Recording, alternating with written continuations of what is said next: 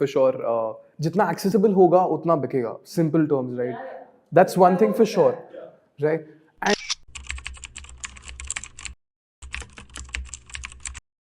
And मतलब I believe कि important है urgent deliveries भी, and a lot of people are working simultaneously, right?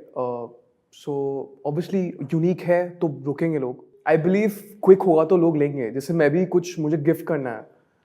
अब either your good products excellent to be honest, right? But वो जल्दी नहीं आएंगे तो मैं देख नहीं पाऊंगा क्योंकि मैं एकदम last moment कि And so अब the वो answer, I चल think, रहा is है. a song and dance between the right amount of inventory position and the right amount of Yeah, a lot of leanness. people are working. I think Zippy is a perfect example of that, right?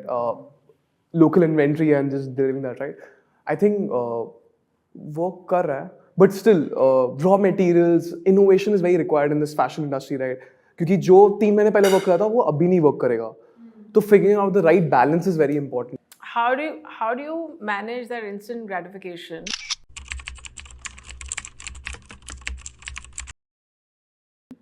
That customers have now begun to expect, especially of a certain TG.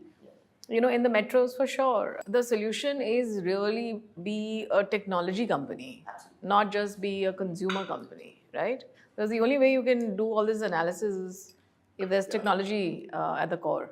I sort of agree with you when you say that even in fashion, urgency is important now. A big part of our category is gifting.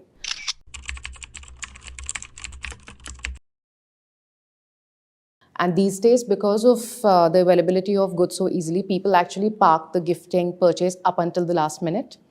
And in that, what we've figured is that now, I think this is a big blessing, is that big companies like DHL are also creating smaller fulfillment centers across the country for brands like ours that are starting out to stock up smaller inventories and maybe deliver it next day or even same day.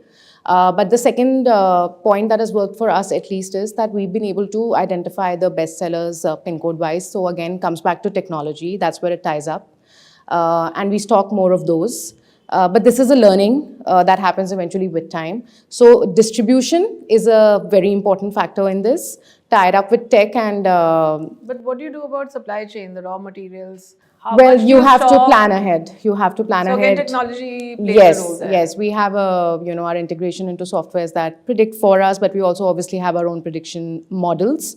But you have to plan ahead, and it also changes, like for us with trends. Like sometimes in the winter there is a certain fragrance that's trending, but in the summer there is a different one that's trending. So you have to tie it up with tech. You have to have enough stock, and I mean how efficiently you can rotate your working capital and inventory.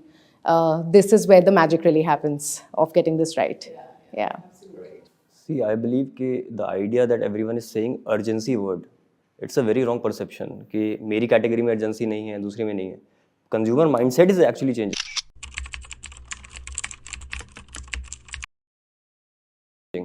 एक time था लोग 5 दिन की delivery को fast मानते थे. फिर prime आ गया, Amazon Prime, 1 day delivery. The perception changed.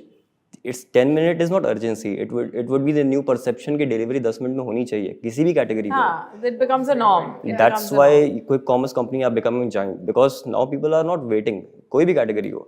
So if the brand owner is not going for a 10-minute delivery जहाँ पे convenience और customer experience matter करता है, तब तक आप survive ही नहीं कर पाओगे. Because if there is an infrastructure built for a brand where he can go for a 10-minute delivery and you're not going and he's your direct competitor, you will lose business. No, bilkul. I completely agree with that. And within the e-commerce and all the other channels, what does everybody here feel about the most optimum channel for each of your specific businesses? Is it e-com? Is it Q-com? Is it offline, EBO? D2C is the best channel also because it gives the right customer data. But CAC, how do you manage CAC? Again, there are different levers for that. One of them is content today.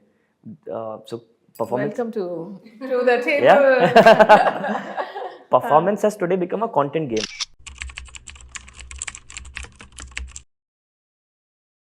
The better the content, the lower the CAC.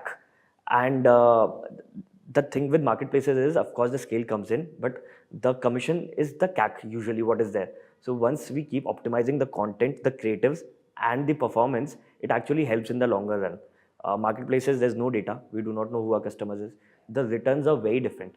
For example, for us, our marketplace returns are about 6x of our website returns. Your marketplace is 6x. Yes. But it is still 50% lower than the industry standards. So that means our website is quite good. So the customer is able to understand the product and what they're getting. Yeah. So disappointment is less. Disappointment is less. If they have any query, that query gets addressed before buying. If they have any after sales support, that is there. And once they receive the product in the brand packaging and the brand story, that really helps them connect. In marketplaces also, what happens is, unfortunately, over a period of years, we are used to ordering multiple products, thinking that we would need only one, but I'll see whatever looks good on me and I'll return. Whereas when consumers are buying from brand websites, they know I'm gonna buy what I want. So we were working with a battery swapping company. I won't name it, obviously. Of course, please. But for a same vehicle, they have given us 3 type of packs.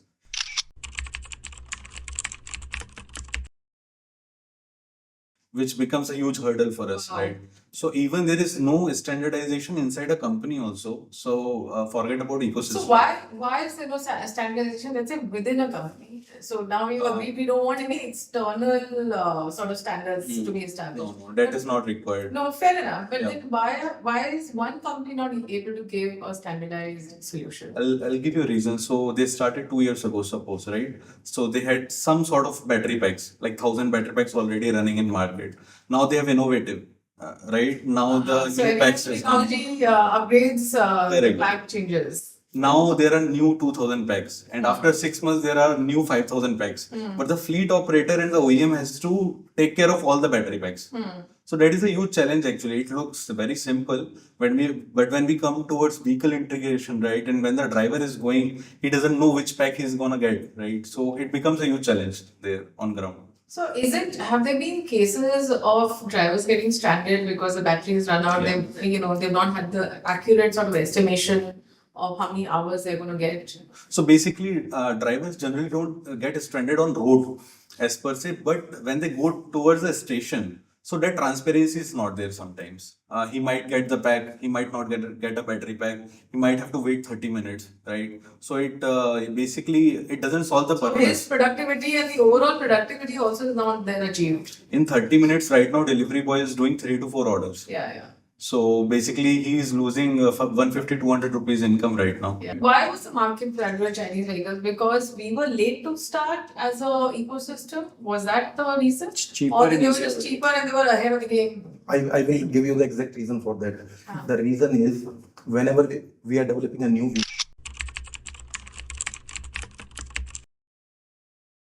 vehicle, we need to do a new frame design. We need to do the entire body panel new design. Only for the tooling of this body panel and chassis, at least we need 3 to 4 CR, 3 to 4 crores only to do and then we need working capital. Therefore, any startup who is going, have enough engineers, we designers, have. Our design is right from the scratch. Our chassis. Toolers, are there enough high quality, people who can do the tooling? So that is from what a talent perspective, the materials, are there enough materials? Everything is available. Only thing is that if we want to make a new vehicle, then we need a complete tooling done, and we need 4 to 5 CR for that.